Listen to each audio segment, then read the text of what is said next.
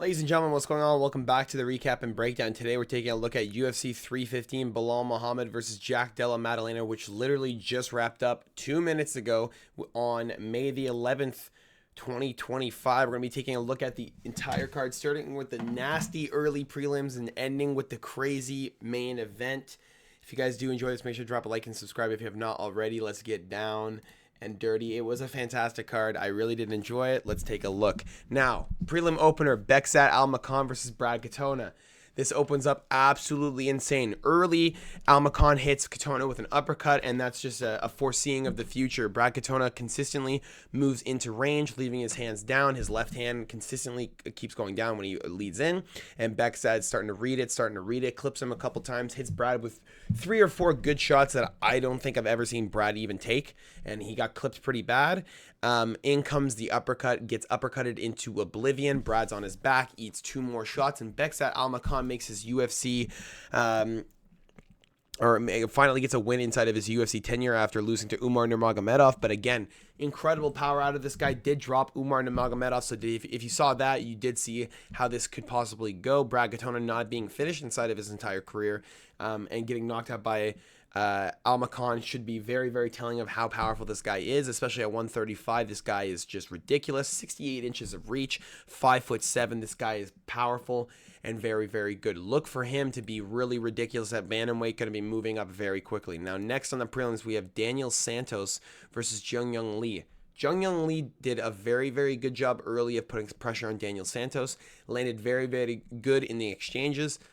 Problem is, Jung Young Lee doesn't have very good cardio. Daniel Santos is game the whole time. He was pushing the pressure the entire time. Didn't back down. Didn't give Lee an inch. Now, when it came down to takedowns and such, Lee really couldn't do anything about it. When he got taken down to his back, he was continuously trying to gain a hip. He's trying to push off with his legs. He never gave up the position, never accepted it. But unfortunately, Daniel Santos is so good.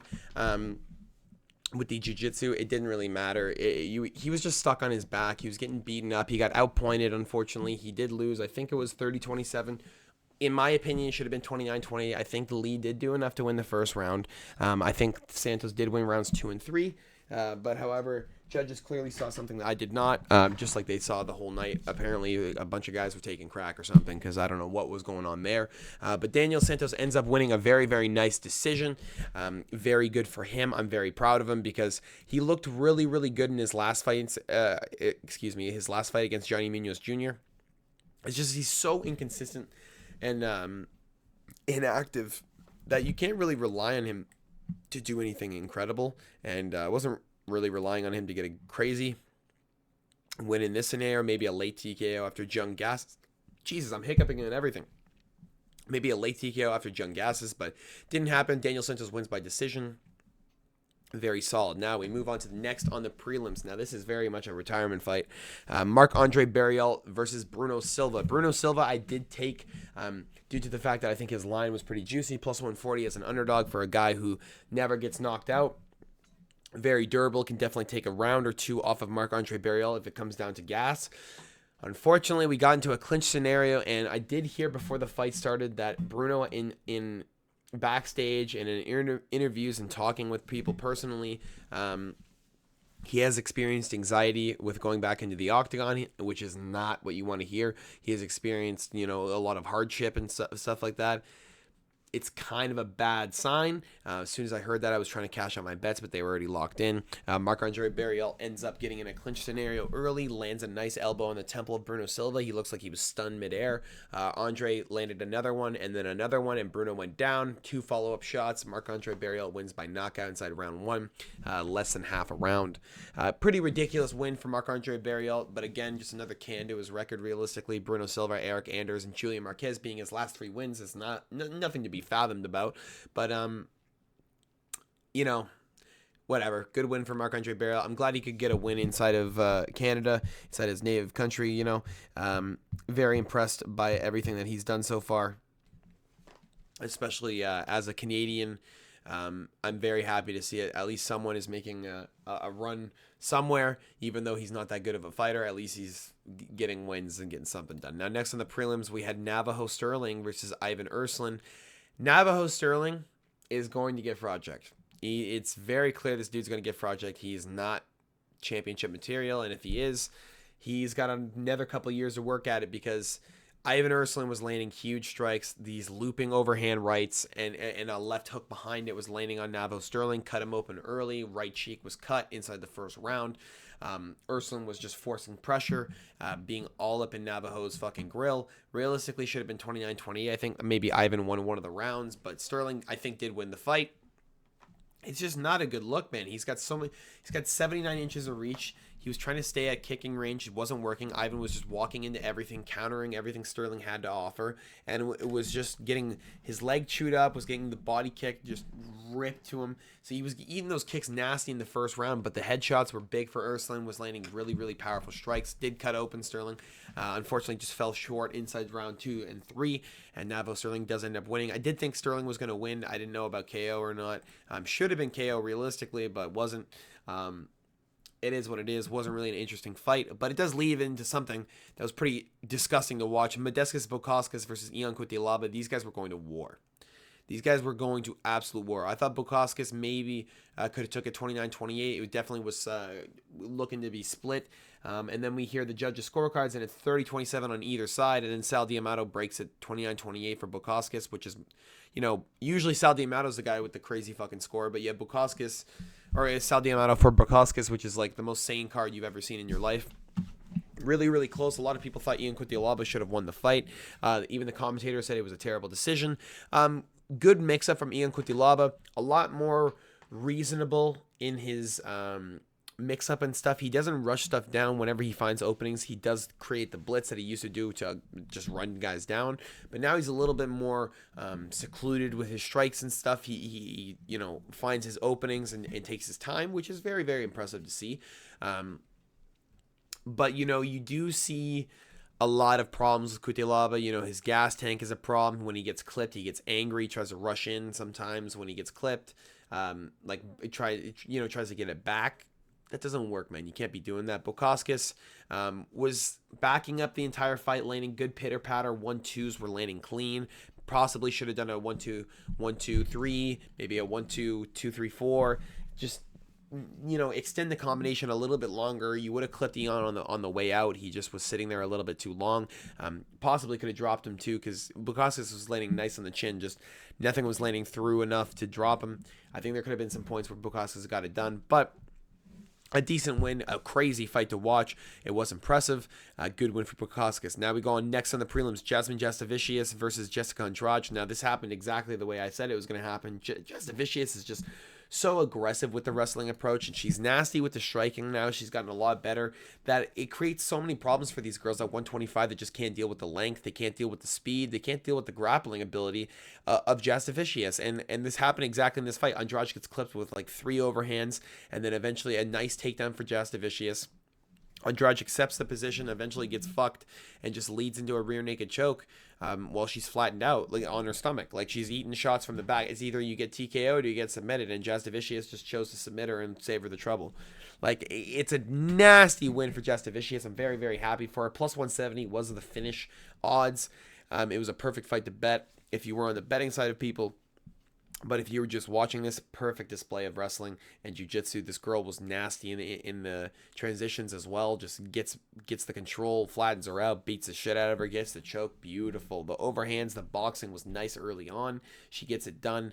Very good for Jasmine Jastovicius. This girl's a problem, a real problem in the division. She's going to be champ soon, and I can't wait to see it. Now, we go to our top and featured prelim of the evening, which is Mike Proper Malott versus Charles Chuck Buffalo Radke. I did take Buffalo Radke on the underdog side because Mike Malott has taken some damage from guys like Mickey Gall, guys like Trevin Giles, just lesser opposition that I don't feel like should have been able to do anything to him. And now Charles Radke did clip him with some really good strikes, did have Mike Malott bleeding. But when it came down to the second round, Chuck just got into this really close exchange, and his left hook was just a little bit slower than Mike's. Mike's clips him, drops Charles on his ass, and a couple follow-up shots puts Radke out of his misery and puts him out cold. It's a good win. It's unfortunate to see for Radke because he's probably out of the UFC at this point. Mike Malott does move on, does get very emotional, gets very gratefully a fan-signed Canadian flag backstage after his win. It was very emotional to see for him. Very cool to see that he has the backing of Canada around his... Dude, the place went nuts when he got that knockout. The whole place went nuts. I mean, he's Canadian, fighting in Quebec. Phenomenal. A phenomenal knockout. I wanted Radke to win, but I can't hate on a fellow Canadian fucking getting his dreams done and getting it through, especially after a tough loss against Neil Magny a long time ago, or I guess a year and a half ago. Not that long, but you know what I mean. Very solid for Mike Malott. Also, a little bit of an update. Bruno Silva did get shipped to the hospital, was unconscious for quite a while, was out cold, got shipped off to the hospital. They said he's clear. Probably leaving today, but was complaining of neck pain when he was in the octagon, so that's why they shipped him off. Anyway, we're going to move on to the main card of the evening. If you guys did enjoy this so far, make sure to drop a like. If you have not already, Benoit Saint Denis versus Kyle Propolek. Realistically, it should have ended in the first round. Benoit had his back the whole time. Kyle really couldn't do anything. It leads into the second round where Benoit, again, is just overwhelming Propolek with pressure and damage. And Propolek literally doesn't go down. I think Benoit landed 11 unanswered elbows against the cage, and Propolek just was fine, and then he gets taken down and instantly into an arm triangle and taps. Like, it's ridiculous. This guy's so fucking powerful. He can withstand all those strikes, and then as soon as he gets taken down into an arm triangle, dude taps faster than I've ever seen anyone. Like, it's actually crazy. Good one for Benoit Saint Denis. It was just a feed, really. It's just to get his momentum back realistically. He should have got it in the first round. I can't believe it took over 1.5, fucking by 5 seconds even. Of course, a bunch of us bet under 1.5 rounds too. Some bullshit, whatever. It is what it is. But at least Benoit gets back in the win column with another signature submission victory. Gets those rear naked chokes all the time. Probably could have got it there, but chooses for the arm triangle. Good for him. Good win. Now, next on the main card, Natalia Silva versus Alexa Grasso. Alexa Grasso, dude, literally couldn't do anything. 30-27 for Silva, easily. Was getting beaten up on the feet. Silva was backing up, countering everything Grasso had to offer. Every exchange, countered. Grappling exchange, countered. Like, just sprawled out. Back up, jab, back up, 1-2, back up, left hook. She was landing everything she wanted to. She was landing everything picture perfect. And if realistically that's the Natalia Silva that's going to be fighting for the title, bro, that's a fucking problem at 125. That's a real problem at 125 because I don't know what the fuck you're going to do to that. Like, realistically, she's just backing up and tagging. Like, Alexa Grasso's former title holder, title challenger, 3-time challenger. Dude. And somehow doesn't win a round. Not a single round. Gets her ass whooped by Natalia Silva, who's clearly just improved drastically since her last time out. Drastically. She looks so impressive. A phenomenal victory. She looked sharper than I think I've ever seen her before, and I can't wait to see her fight again because I think she can fight again. She didn't take a whole lot of damage inside of that fight.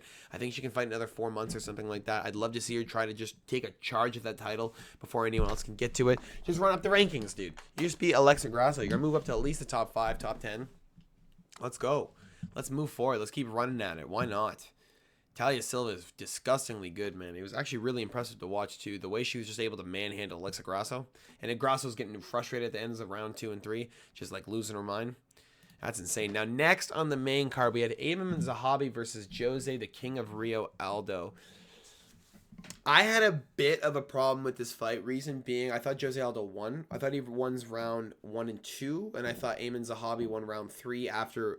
I mean, Ayman Zahabi literally got knocked out inside round 1, or inside round 3, basically. He was literally on his ass. He ate a shin right to the chin, and dropped, didn't go out. Very impressive. But I think that's the only. I mean, Aldo was looking at the clock with 3 minutes and 30 seconds to go or something like that inside the round 3 because he thought he was going to finish Zahabi, couldn't get it, and then he was gassed. And Zahabi just couldn't figure it out. It felt like rounds 1 and 2 he still couldn't put it together, couldn't find his range, couldn't figure out what he was going to do to win against Aldo. And then in the third round he gets the takedown, and he's like beating the shit out of Aldo, who's completely gassed, couldn't finish him. And it feels like 100% should have been 29-28 Aldo. It really should have been, and yet it's not. They give it 29-28 to the Zahabi And Jose Aldo takes off his gloves and retires in the octagon after that loss. Like, it's just, he literally says, my body can't take this anymore. Like, I couldn't even cut the weight. Like, I can't do this anymore. And he gave up. He's done. And it sucks because I really feel like if he would have won this fight, he would have continued. And I feel like he deserved to win this fight. I really did think he beat Amin. I love Amin too. Like, I watch like I said before on the last breakdown, I watch everything that this guy posts. I watch all his live streams when he watches the fights. I drop comments and shit. I love him. I don't think he won this fight. And if he somehow, by the grace of God, he watches this, you didn't win the fight, Zahabi. I really didn't think you did. I mean, it was close, but rounds 1 and 2 is just not it. I don't think you won either of those. And I think round 3, you clearly won maybe 10-8. It should have been a draw realistically, but it is what it is. I am not a judge. Now, next for the co-main event of the evening, Valentina Shevchenko versus Manon Fiorot. And Shevchenko I took all week. She just seemed like this seemed like the exact same situation with Zhang Weili and Tatiana Suarez. You're just disrespecting the current champion, the girl who's held it for fucking ever, and you're not giving her due. And inside the first round, instantly Valentina Shevchenko breaks fucking Manon Fiorot's nose. You see it piss blood instantly. She pissed blood the entire fight. Every single round it opened up again. You saw her just gushing out of that nose. I thought Valentina Shevchenko won round 1, 4, and 5. Clear. I thought it was very clear. I thought Manon Fiorot won round 2 and 3. Some people thought it was a robbery. I don't think it was a robbery. I think it was a very clear decision for Shevchenko. Very clear with the damage proportion of the fight. I thought she landed a lot more. I thought in round 4, she dropped her, almost put her out. Round 1, broke her nose. Round 5, landing huge strikes, had her rocked. It's very clear that Fiorot's a huge contender, that she's very, very good. I do believe if she did not break her nose inside that first round, she would have won the next 4 rounds because it seemed like she was really putting it together. I don't think she could breathe properly. I think she was pretty gassed.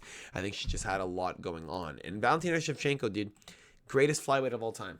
Really, she's the greatest flyweight of all time, and you can't put that past her. She's defended it more than anyone. She's got all of the rubies. She just defended it again against a top-level contender in Manon Fiorot.